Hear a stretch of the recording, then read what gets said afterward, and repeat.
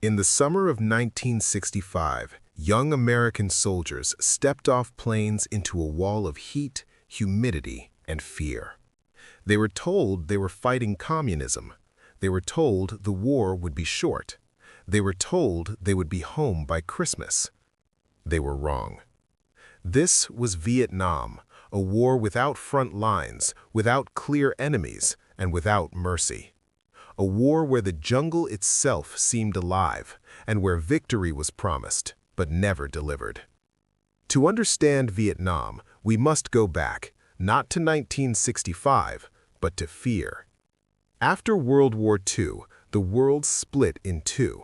Capitalism, led by the United States, communism, led by the Soviet Union and China. America believed in the domino theory. If one country fell to communism, the rest of Asia would fall, like dominoes.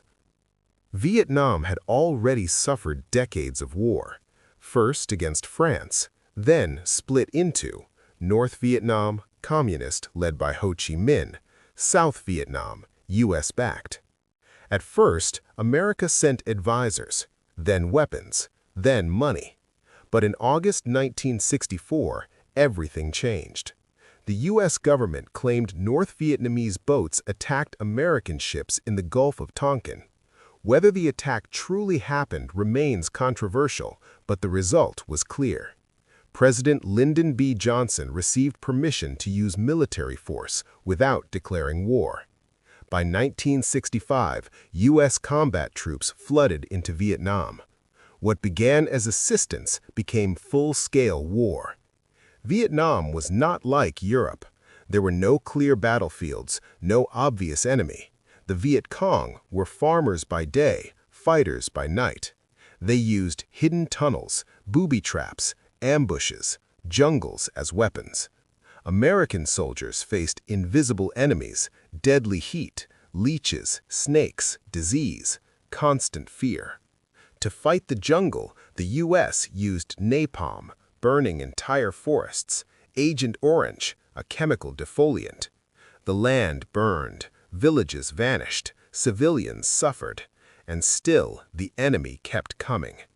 The U.S. military measured success by body counts. More enemy dead meant progress, or so they said. But the truth was darker. Civilians were often counted as enemies. Villages were destroyed to save them. Soldiers were trapped in endless patrols with no clear goals. Back home, the government said, "We are winning."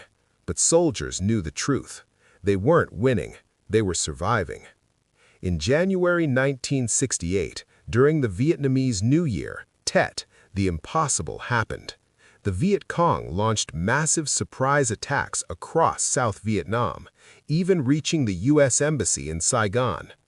Militarily, the U.S. and South Vietnam repelled the attacks, but psychologically, America lost the war that night.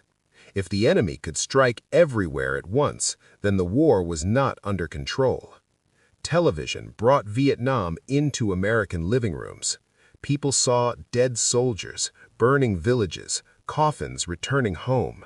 The nation began to ask, why are we here? Protests exploded across the United States, college campuses, city streets, even inside the military. Young Americans burned draft cards, some fled to Canada.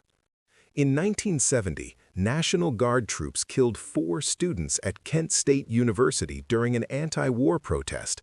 The war was no longer just in Vietnam, it was tearing America apart. President Richard Nixon promised peace with honor. Instead, the war expanded. Bombings in Cambodia, bombings in Laos. Vietnamization began, training South Vietnamese forces to fight alone. Meanwhile, secret documents, the Pentagon Papers, were leaked. They revealed the truth. The government had lied for years.